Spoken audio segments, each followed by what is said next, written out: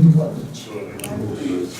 Que a paz do nosso Mestre Jesus possa se fazer sempre presente em nossos corações, nos nossos pensamentos, nos nossos maiores objetivos na nossa vida, que é buscar a mesma perfeição ao qual Jesus deixou bem claro aqui no seu Evangelho. Eu vou conversar hoje um pouquinho com vocês sobre desencarne coletivo. Começo do ano, por causa de Brumadinho, voltou à tona esse assunto. Há muitas notícias relacionadas a desencarne coletivo que são fakes nas redes sociais. As pessoas fazem uma ideia um pouco errada da coisa, e a doutrina espírita explica muito bem essa questão, que é o desencarne coletivo. Como isso se processa?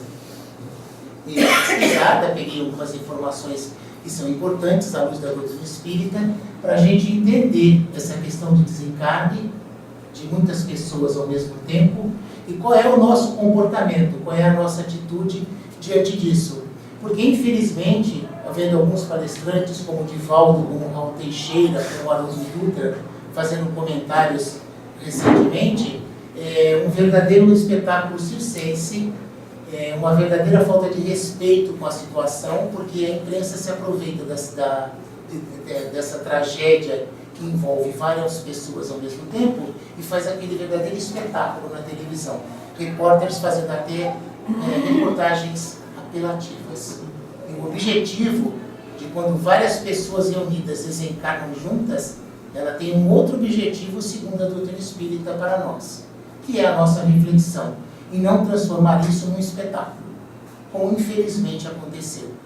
Era um prazer, você notava um brilho nos olhos quando as pessoas falavam quando aconteceu o acidente de Brumadinho. Então a gente precisa começar dentro da luz da doutrina a entender esse processo e mudar a nossa forma de ver essa situação. O que o desencarne coletivo tem que promover, na verdade, em nós que estamos buscando, através da doutrina espírita, mudar a nossa forma de ser, de pensar e de agir. Então a própria doutrina espírita, ela diz que essa destruição, ela significa, na verdade, renovação. Está lá na lei de destruição do Livro dos Espíritos, que tudo aquilo que é destruído sofre uma renovação. Nós destruímos esse corpo, ganhamos um corpo novo, encarnamos novamente para renovar, mudar o nosso pensamento e mudar a nossa caminhada. E isso aconteceu com a criação do universo, com a criação do próprio planeta Terra, que houve destruições, que foram fases, para depois o homem ser acrescentado a esse planeta, quando o clima já estava propício. Então a gente às vezes esquece que destruição, para o Espiritismo, tem um fim de renovação. É necessário que aconteçam determinadas situações para que nos obriguem a pensar, a analisar por que o que aquela situação está acontecendo. Para a gente entender que a vida é curta aqui no mundo físico, que a gente tem objetivos, que a gente é frágil e que a gente precisa saber lidar com todas as consequências que estão acontecendo. Essa é a nossa reflexão. Então, tudo que acontece tem um fim útil, e o de fazer o quê? A sociedade progredir e de impulsionar a realização. Porque a gente tem que também entender que quando acontece uma grande catástrofe, essa catástrofe ela acaba servindo para melhorias na oportunidade seguinte. Um exemplo muito simples, a gente pegar a Segunda Grande Guerra Mundial. Ela foi um mal necessário. Os homens, pelo seu livre-arbítrio, pela sua forma de pensar e agir, culminou com a Segunda Grande Guerra Mundial. A Segunda Grande Guerra Mundial foi um desastre, nos fez refletir. É obrigado até hoje, sim, a ter essa lembrança, a ter a comemoração, para nós não cairmos naquele erro de uma guerra novamente. Mas dentro dessa destruição, houve uma coisa muito importante, que algumas pessoas podem dizer infelizmente ou felizmente, mas as experiências dos médicos alemães dentro dos campos de concentração fez com que a medicina avançasse. Nós temos um lado negativo nessa história e nós temos um lado positivo. É para isso que serve o desencarne coletivo. A gente vai entender lá na frente. Tudo tem um objetivo, tudo tem um fim útil, tudo tem um propósito. Nós, por não termos o conhecimento e entendimento, vamos logo por mais simples. Deus é injusto, Deus castiga, Deus pune. Eu, quando falei de Deus aqui para vocês, já deixei claro. Deus não castiga, Deus não pune, Quem castiga, quem pune, quem oprime, somos nós, seres imperfeitos. Deus é perfeito, Deus não tem esse tipo de atitude. Então, a gente tem que entender que se não houvessem esses desastres, essas tragédias, o que aconteceria?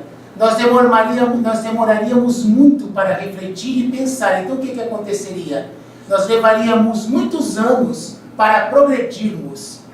Então, a tragédia nos impulsiona na busca da melhora. Por mais que a gente não queira. Por quê? Nas grandes catástrofes acontecem o quê? Avanço na área da saúde, desenvolvimento de novos medicamentos, vacinas, tratamentos. Quando grandes coletividades estão em risco de serem dizimadas. Então, há uma necessidade.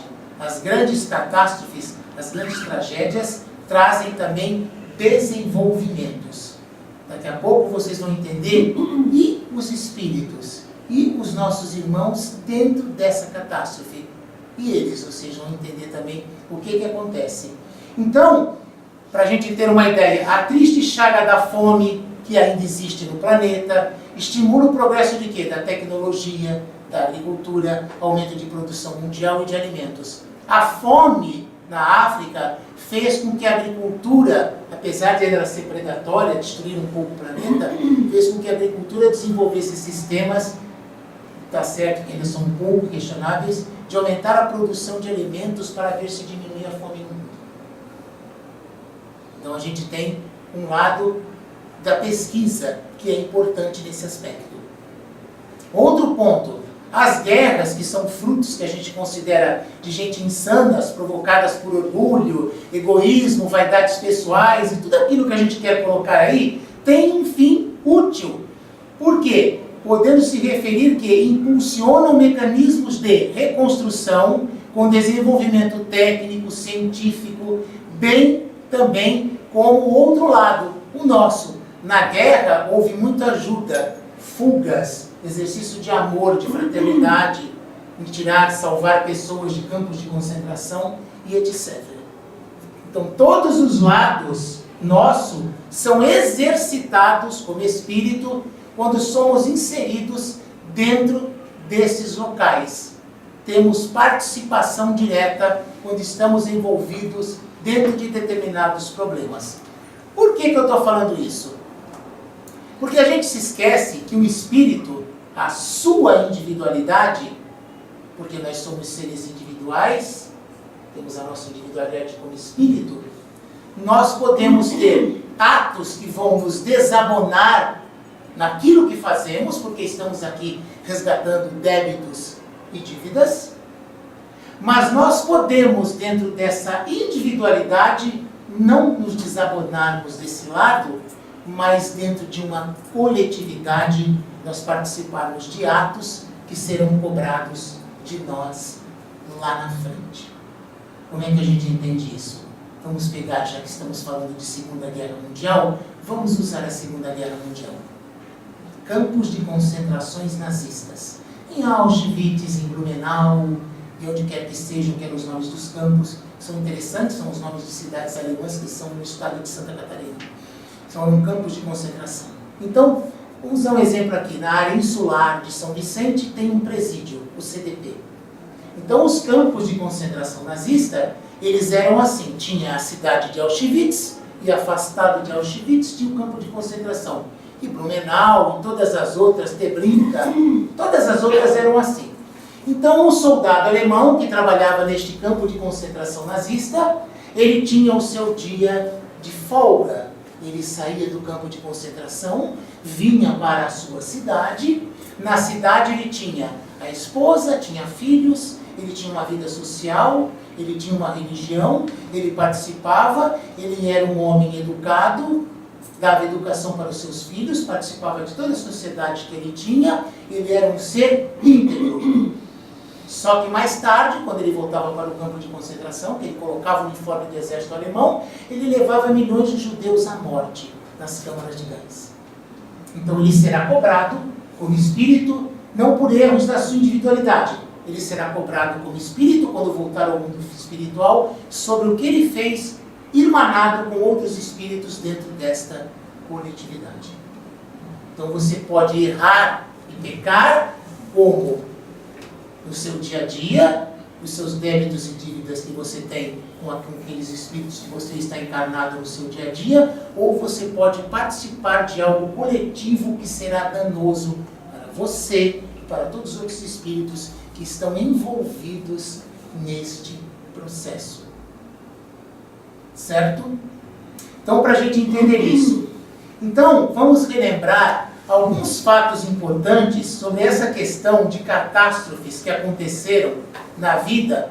Eu dei uma pesquisa e peguei 2 aqui, que são os mais conhecidos e são bastante importantes para a gente entender esse processo de que, para surpresa nossa, para todos nós, quando um espírito ele passa por um desencarne coletivo, ele pediu para passar por esse desencarne coletivo.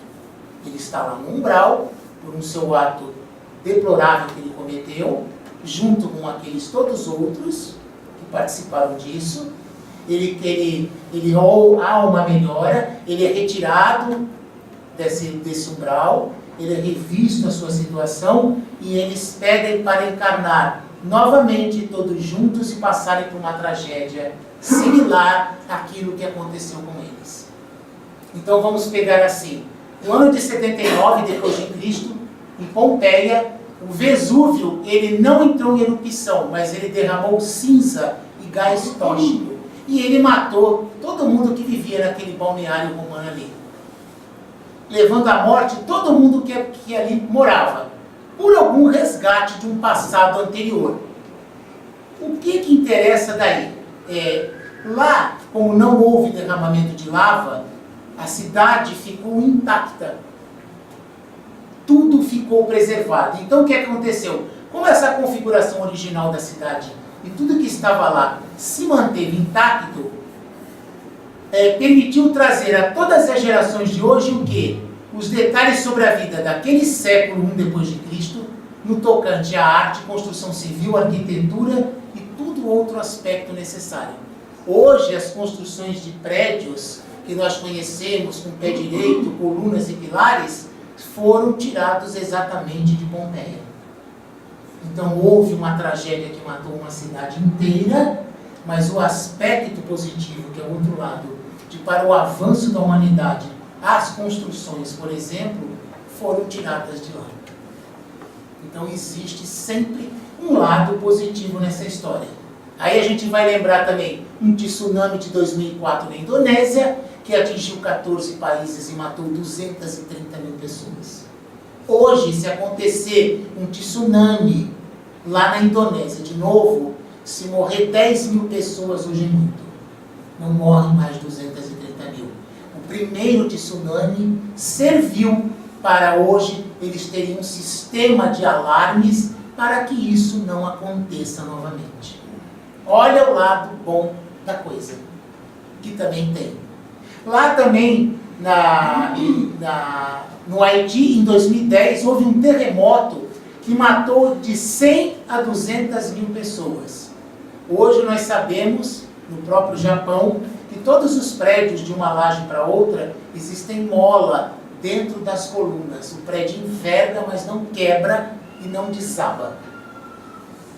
Tragédias, cataclismas relacionados a qualquer espécie que seja, eles têm 2 funções: depuramento do espírito que pede para estar naquela situação. A gente pode colocar aqui no Brasil a tragédia do Andraus, do edifício Joelma e assim por diante.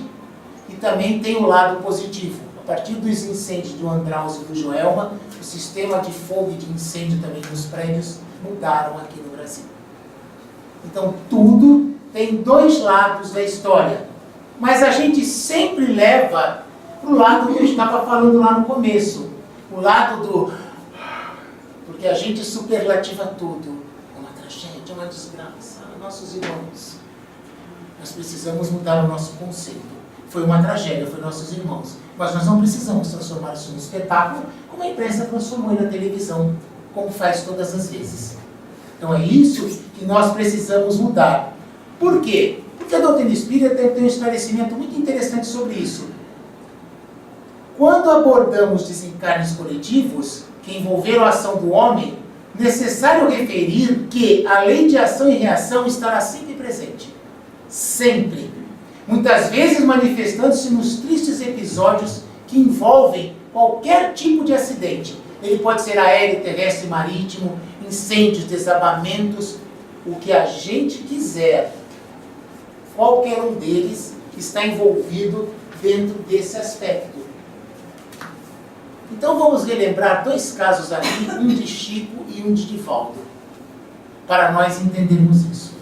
Em 1961, na cidade de Niterói, no Rio de Janeiro, um circo chamado Gran Circo Americano, com 700 pessoas, porque era um circo enorme, que veio ao Brasil. Ele se instalou no Rio de Janeiro para dar espetáculos, e dessas 700 pessoas, 500 morreram. A lona de cima pegou fogo, caiu e matou 500 pessoas.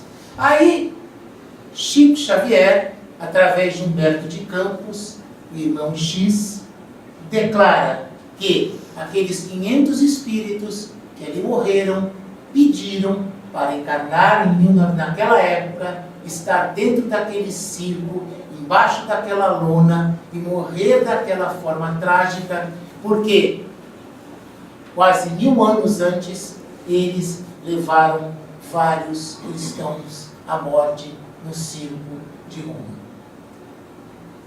Circo. Eles pediram para morrer ali. Todos eles. Todos os 500. Qual é a lição que fica para nós? Não pode, se ele matou os outros lá atrás, perseguiu os outros, já bem feito. Não. A nossa obrigação é que eles pediram isso para resgatar. Temos que orar, fazer prece, pedir para que eles consigam, que eles, quando estiverem do lado de lá, não fiquem perturbados, sejam parados, porque senão nós também faltamos com a nossa caridade. Eles foram vilões lá, nessa eles pediram para se consertar. O nosso objetivo é torcer por eles. E não ter esse tipo de pensamento. Eles mataram lá agora, como acontece hoje na África. Todos aqueles irmãozinhos que passam fome na África são soldados alemães da Segunda Grande Guerra Mundial. Eles passam a mesma fome que os judeus passaram nos campos de concentração. E vieram na cor que eles odiavam, o que é mais triste. Porque eles acreditavam na raça ariana, pele clara e olho azul. Então eles pediram para vir assim. Então às vezes a gente não entende isso, não entende esse processo. Foi um pedido deles. Outro exemplo para ficar mais cheio ainda, através de Divaldo aí. A Boate Kiss em 2014, na cidade gaúcha de Santa Maria. Todos morreram sufocados por um gás tóxico que tinha lá na decoração, e eles morreram todos sufocados. Santa Maria, cidade gaúcha, colonização alemã. Soldados alemães que levaram todos os irmãos para a Câmara de Gás em 1945. Pediram para encarnar, vir na cidade de Santa Maria, na Serra Gaúcha, e morrer da mesma forma em que eles matavam os outros dentro da Boate Kiss. E aí as pessoas fazem espetáculo na televisão. Porque chegou a cansar, toda hora era Boate Kiss e reportagens apelativas. Os familiares não precisavam disso. Nós é que precisamos refletir. Do que? Se briga lá até hoje, a mudança de alvará, de vistoriamento, casas mais seguras. Esse é o motivo. Fórum de debates nacionais sobre a discussão, sobre a questão da vida, da nossa fragilidade. Podemos estar vivos hoje, podemos estar do lado de lá amanhã. Essas são as reflexões nossas diante de desencarnes coletivos. Entendermos este processo, porque eles pediram. Às vezes a gente não entende esse processo. Vocês querem ver uma coisa? Uns 10 anos atrás, mais ou menos, vocês lembram daquela criança que foi arrastada no Rio de Janeiro? Vocês conhecem a história dela? Não no atual, no pretérito.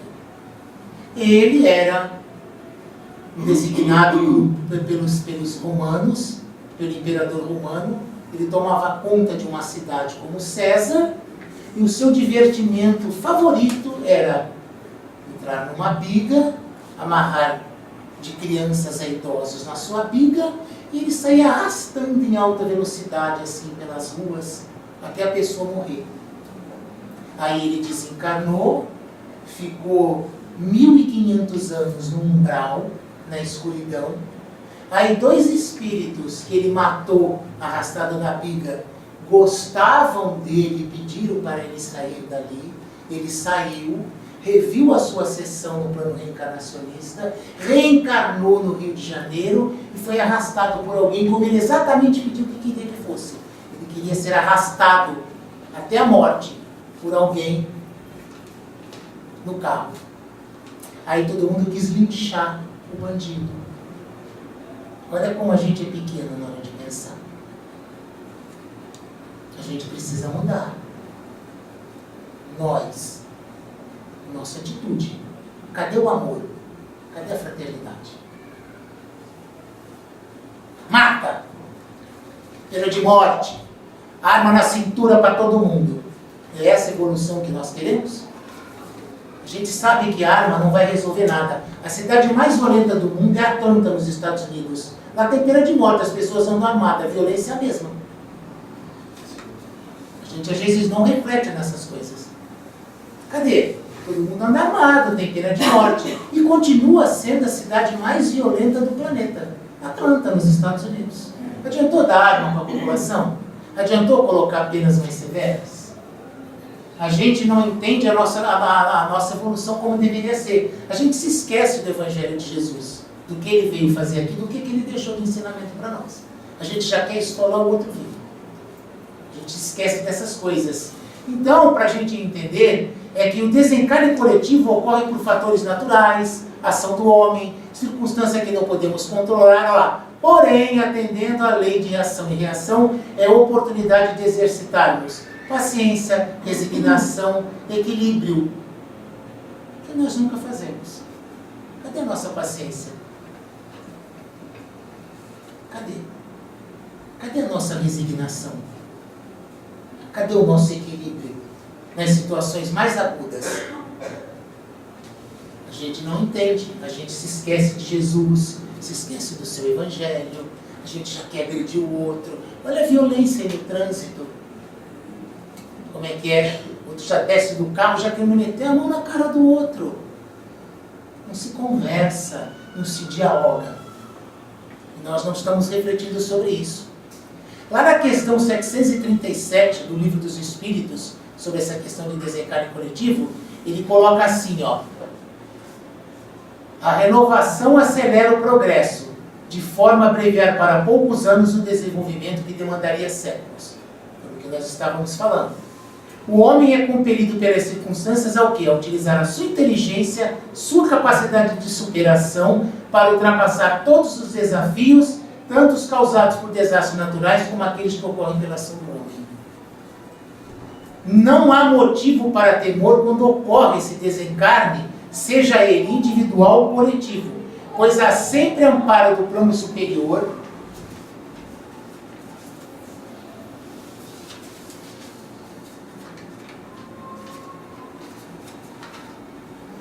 nessa passagem, sendo designado para todos os desencarnados o auxílio fraterno.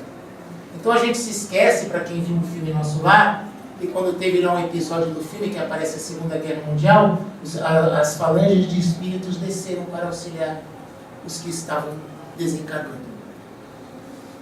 A nossa parte, qual é nesse momento? Eu de manhã, quando eu vi a notícia de Brumadinho, uns 3 meses atrás, eu liguei a televisão de manhã que apareceu a notícia, eu na mesma hora eu fechei meus olhos, fiz uma prece e pedi para que eles fossem auxiliados, porque as caravanas iam ter muito trabalho. Aí você abre a rede social, grupos de oração, grupos de oração. Aí fizeram em frente à minha casa. Eu fui lá olhar, sou curioso. Aí está lá, fizeram um grupo de oração. Pai nosso que estás no céu, santificado seja o vosso nome. É assim? É assim. Você vai participar de um grupo para fazer isso? Esse é o seu objetivo? É esse espetáculo que eu me refiro.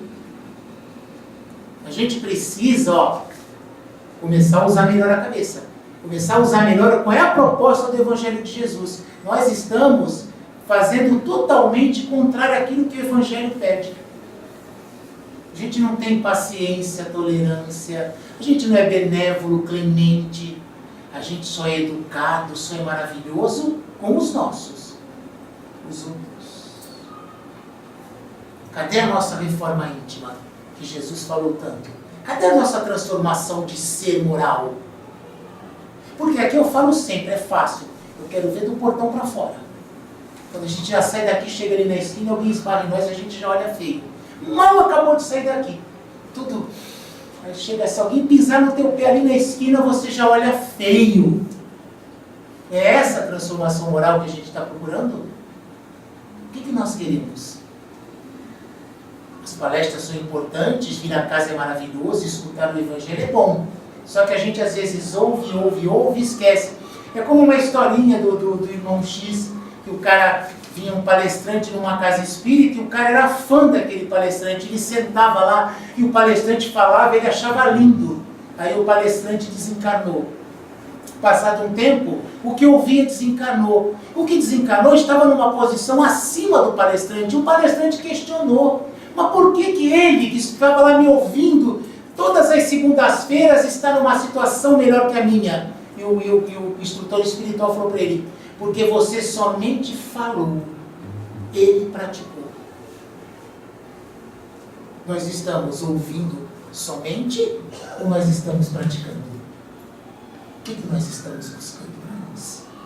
Então ele diz lá, que quando ocorre desencarne coletivo, os benfeitores espirituais estarão sempre de plantão, auxiliando em qualquer momento. Aí entra a nossa parte, disso que eu estou falando aqui. Qual é o nosso objetivo? Então, colocar o amor em ação, através da caridade, aproveitar todas as oportunidades para servir, manter o equilíbrio, sem olvidar, como nos ensinou Jesus, que o amor cobre uma multidão de pecados. A gente às vezes se esquece desse detalhe. E ele arremata. O mais importante é a necessidade de elevação moral, através da conscientização de que cada nova reencarnação é oportunidade bendita de recomeçar, amar, trabalhar, servir e acertar sempre. Nós temos que aprender a olhar as situações que acontecem na nossa vida, ou de aspecto nacional ou internacional, olharmos para nós e refletirmos sobre aquela situação. As espíritas, inclusive, aproveitam esses momentos para, em grupos de estudo, discutirem, refletirem. Esse é o mais importante. E não fazer o espetáculo bonito da televisão, que foi fazer aquele circo. Reportagens até apelativas. 2 repórteres, uma da Globo e uma não sei de onde, foram crucificadas na internet porque fizeram reportagem de mau gosto, se aproveitando do sofrimento dos outros. Isso é falta de compaixão. Péssimo. Nós temos que buscar esse objetivo aqui. Transformação interna de sermos melhores.